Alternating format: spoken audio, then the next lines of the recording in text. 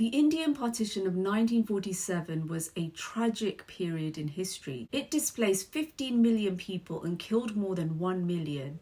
It is described as one of the largest and worst refugee crises in history. People of all faiths and backgrounds in India were affected. The devastation suffered by the people is often engulfed by blame and hatred of the other. However, politics aside, everyone deserves a voice for their pain without being drawn into nationalist rivalries. Ethnic cleansing was taking place between communities on a massive scale. The inhumane situation brought out the worst in some people, but it is easy to forget how many good Samaritans were actually protecting their neighbours and friends. Many people risked their own lives to help others of different faiths. So why did this all come about? Muslims and Hindus had lived together more or less cohesively under Muslim rule for more than 600 years. The British colonised India and Queen Victoria became the sovereign of India from 1858. The British were in the minority, and to stay in power, they used their infamous divide and rule tactic, exacerbating divisions between Muslims and Hindus. Muslims in India were a very large minority.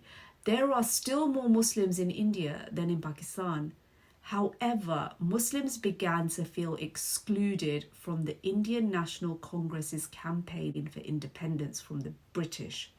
The idea for a separate land for Muslims was born out of this disaffection and was taken forward and made a reality by Muhammad Ali Jinnah, the leader of the Muslim League and the first Governor General of Pakistan. At the All India Muslim League conference in Lahore in 1940, the Lahore Resolution was formalised and this concept of Pakistan was made official. The resolution called for Muslim majority provinces to have self-governance and to be independent states in which the constituent units shall be autonomous and sovereign.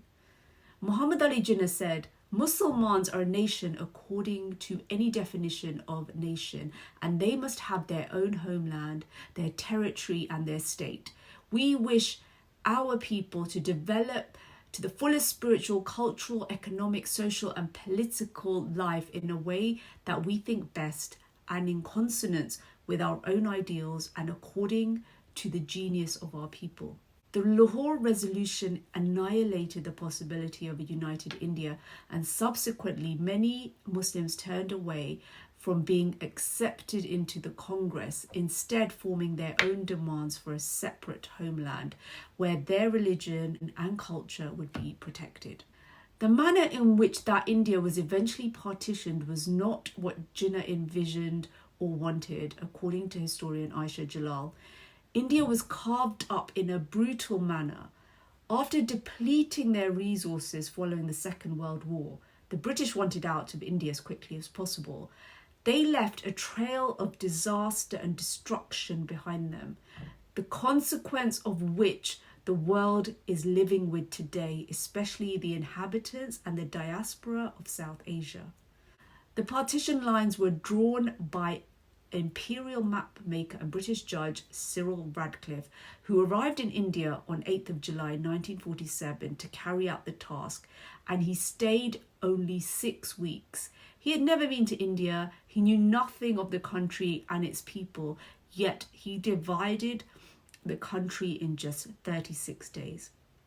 Pakistan was split into a West and East Pakistan, which was separated by 1,000 miles, with India between. There was also no straightforward land route or direct lines of communications. Whether the partition of India was the right or wrong thing to do is a debate that still sparks much polarized opinions and emotion. For some, including Hindu leaders like Mahatma Gandhi and Jawaharlal Nehru, it was a catastrophic moment that divided Mother India. For others, it was the only option for Muslims to keep their faith and way of life, where a united India would perhaps have damaged the position of Muslims even further. Pakistan at least gave Muslims a freedom and sense of security where they had self-expression. India's Muslims now face genocide and discrimination under the right-wing Indian government, and the fears that Muslims held about living in a minority within India are starkly clear. In the aftermath of partition, once the two nations were separated and started to settle down and establish themselves, the reality of the situation began to hit home. People found themselves often on the other side of the border from where they called home, or families had to make difficult choices to separate from each other by picking India or Pakistan as their nation.